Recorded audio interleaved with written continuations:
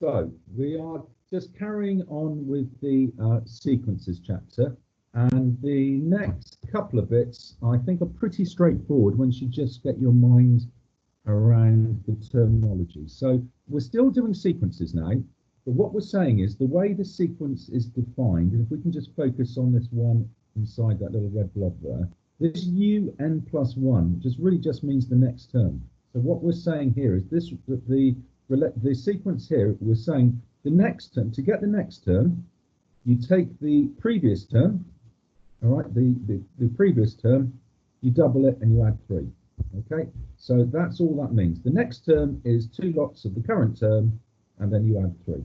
Now, for one of these to work, you obviously need to know where to start, because it's all well and good looking back at the previous term, but if you don't have a term to start with, then you're stuck. So they always have to give you the opening term. So all we're saying here is, okay, the first number in the sequence is 6, and then to get the second sequence in the number, you're going to double it, and then you're going to add 3. And then whatever you get there to work out the next one, you're going to double that and add 3, and so on. So it's just another way of expressing a sequence. Okay, so as it says, it defines each term of a sequence as a function of the previous term. And again, like it says, to watch out, you need to know the opening term, otherwise you just can't do it. So that u to the 1, that little suffix 1, just means term number 1.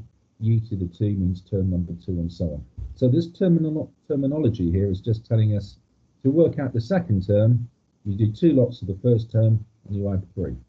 So because 6 was the first term, 2 lots of 6, you add 3, you get 15. So that, you know, these are pretty straightforward. And in a way, I don't think it's a bad thing that we're getting to some fairly straightforward stuff now, because I think everybody's getting tired, everybody's getting a bit overwhelmed. So I want us just to have a bit of time to do this, just so you can catch breath a little bit. I don't want to suddenly say, because this is quite easy, just get loads of it done in a day or anything. So, yeah, so all we're saying for this example here, this is just saying us that the next term, you add 4 to the previous term, couldn't be easier. Okay, and for this one, well, same thing. This is exactly the same, but we've just got a different number to start with. So we're starting with a 7 here. We're starting with a 5 here.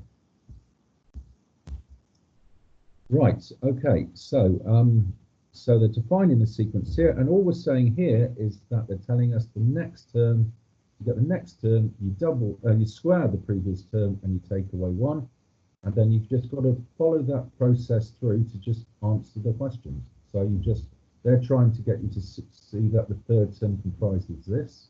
Well, just keep going through the process. You've given the first term, work out the second, work out the third, work well on the algebra, and just show what you need to do. And you know, you're familiar with this sigma terminology.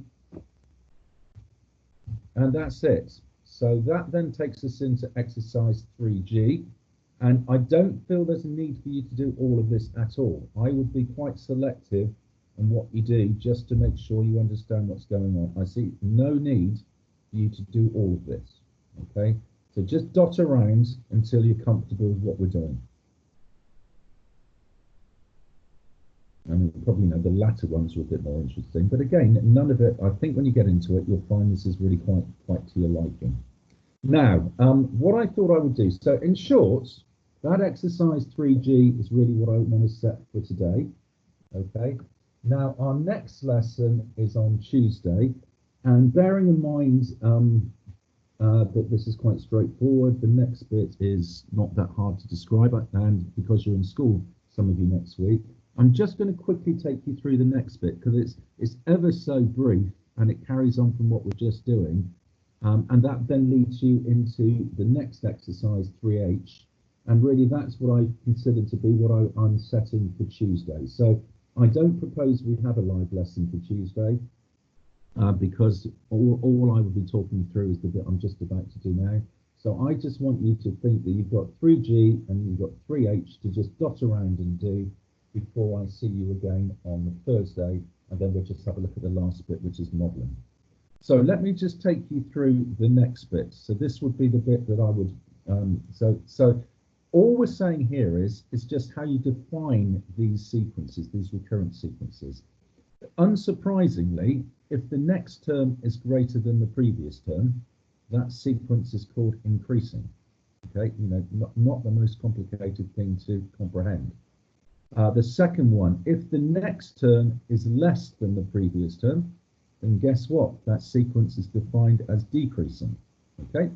Now, if it's periodic, if it just basically goes in a cycle, like 1, 2, 3, 4, 1, 2, 3, 4, 1, 2, 3, 4, if it repeats, then that's called a periodic sequence. Okay, that's called a periodic sequence. And if we just go and look at this second bottom bubble point here, depending on how many numbers before you repeat again, that's what the period is called. So if you've got -1, -2, 1, -2, 1, -2, 1, after every two numbers, it repeats. So that's just called, that's a periodic sequence with a period of 2. Okay, so the order of a periodic sequence is sometimes called its period. Okay, so how many numbers before? So if you've got 1, 2, 3, 1, 2, 3, 1, 2, 3, that would have a periodic sequence or a period of 3. And you can, of course, get sequences that are not periodic, they're not increasing, or they're not decreasing, they're just sort of random. And that's, there's a couple of examples of having a look and seeing whether they are increasing or decreasing or what have you. Clearly that's decreasing. You've got a sequence which is a half, then a quarter, then a 16th. Okay, clearly A is increasing. I mean, it's really pretty straightforward.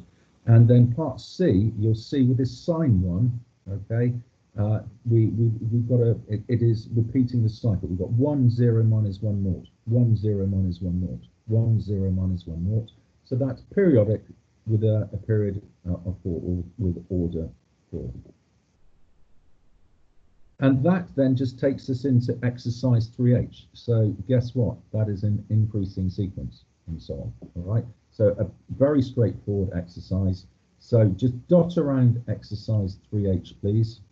I would think you'd be very much just sort of missing the first couple and just getting on to where there's a little bit more going on, like questions 3 onwards.